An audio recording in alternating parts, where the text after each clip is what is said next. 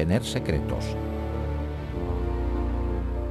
Porque, armados de estos conocimientos, limitados a ellos mismos, creen que pueden controlar a otros.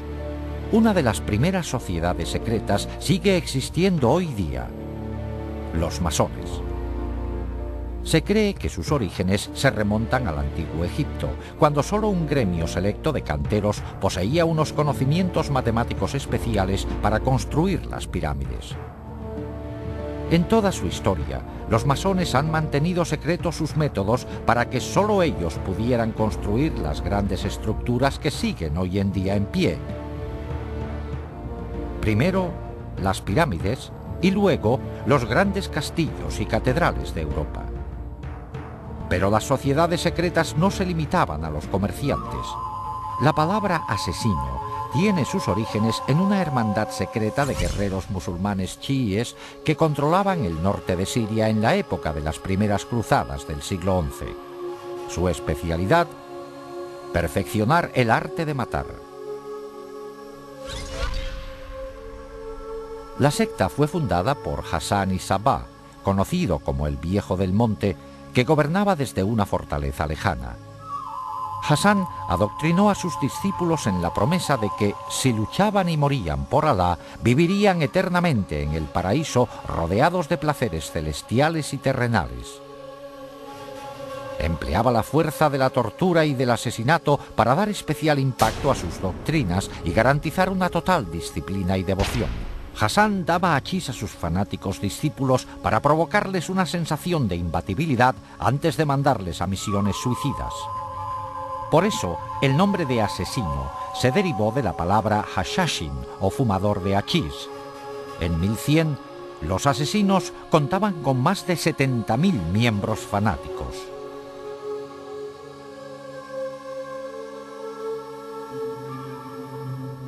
En la misma época histórica se fundó otra hermandad secreta, los Templarios.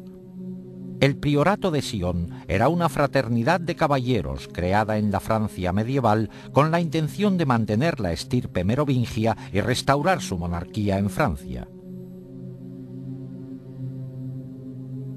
Su sede oficial era la abadía de Notre-Dame du Mont de Sion en Jerusalén. En 1117, Balduino I, rey de Jerusalén, quedó muy agradecido al priorato por sus servicios para ayudarle a lograr el trono. A cambio, el rey negoció la fundación de los Caballeros Templarios como extensión militar y administrativa del priorato de Sion.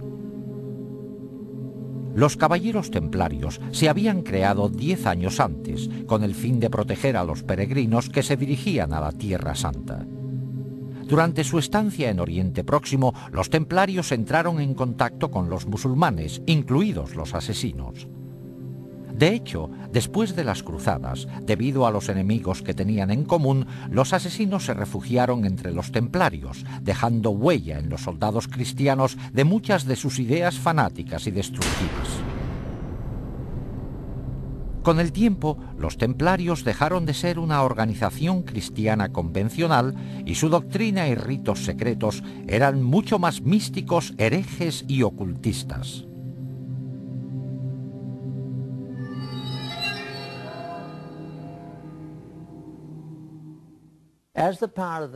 A medida que aumentó el poder de los templarios, la hermandad se convirtió en una iglesia dentro de la iglesia, con sus propios bancos, revocando excomuniones dictadas por obispos y solo obedecían al Papa.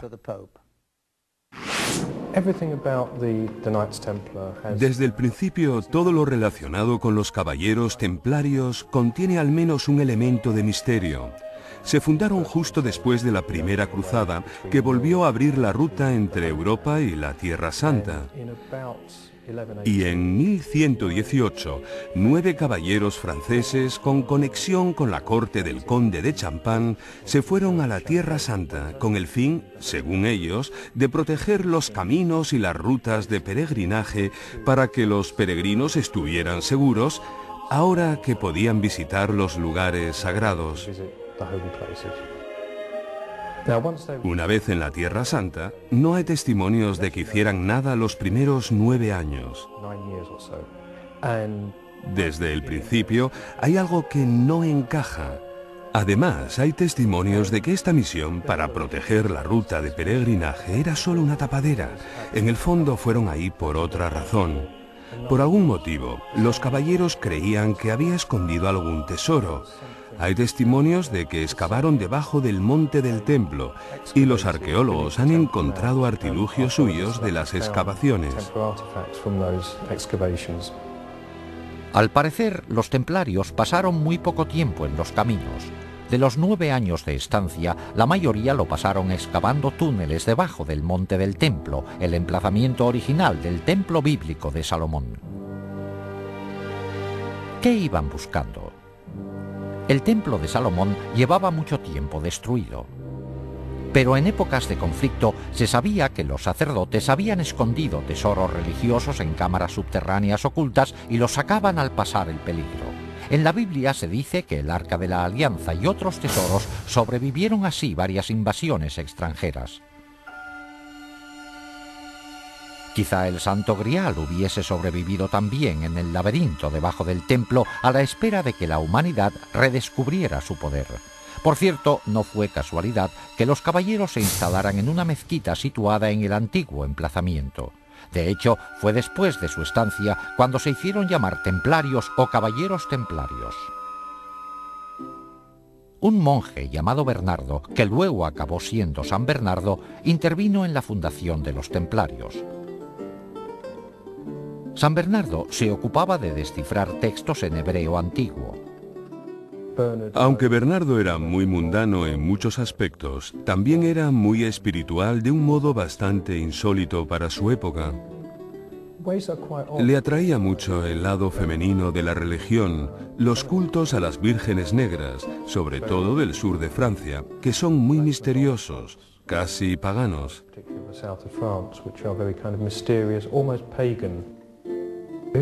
Sentía una gran veneración por lo femenino, expresada de muchas formas en la Virgen María, algo nada común en su época.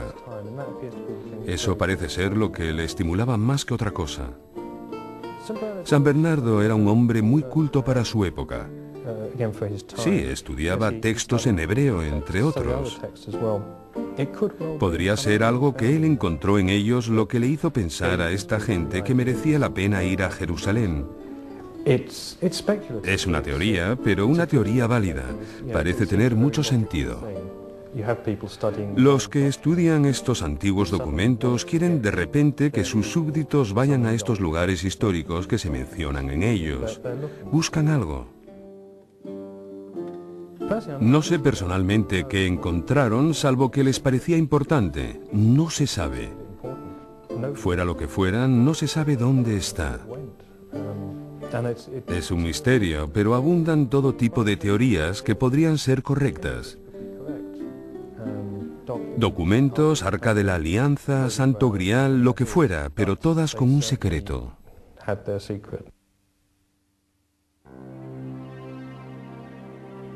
En un texto muy antiguo hay constancia del hallazgo. Nos dirigimos a la cámara secreta e hicimos bajar como antes a un compañero nuestro. Como el sol se hallaba en su punto más elevado, los rayos le permitieron descubrir un pequeño cofre colocado sobre un pedestal labrado y cubierto de oro.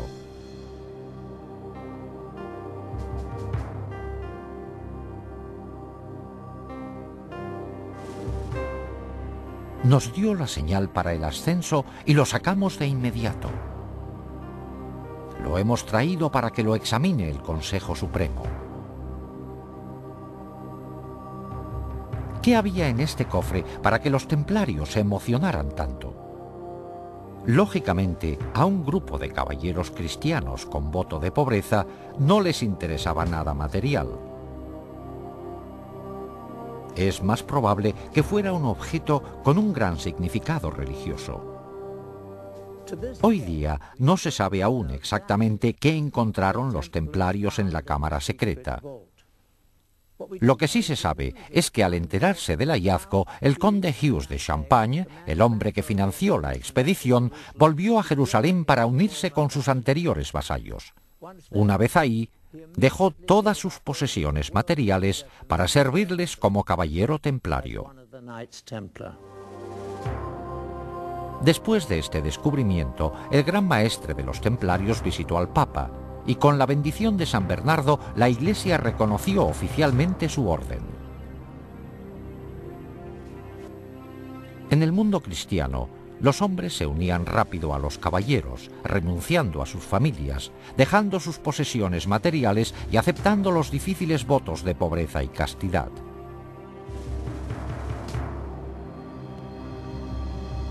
El voto de pobreza es el motivo de que se hicieran ricos, porque quien se hiciera miembro de la orden, quien se hiciera templario, tenía que entregar todas sus posesiones.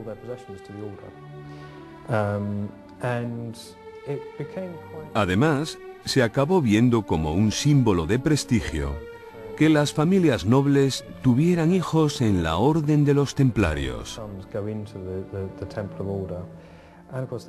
Y por supuesto, el dinero o las propiedades que tuvieran iban a las arcas. Además, cuando el Papa aprobó la orden, la bendijo y dijo que era bueno que quienes quisieran impresionar al Papa donaran fincas y dinero a esta nueva orden. Y en cantidades ingentes, ningún caballero podía poseer nada. O sea que todas las posesiones como fincas, castillos, ganados y dinero que se les regalaba iban a parar a la orden.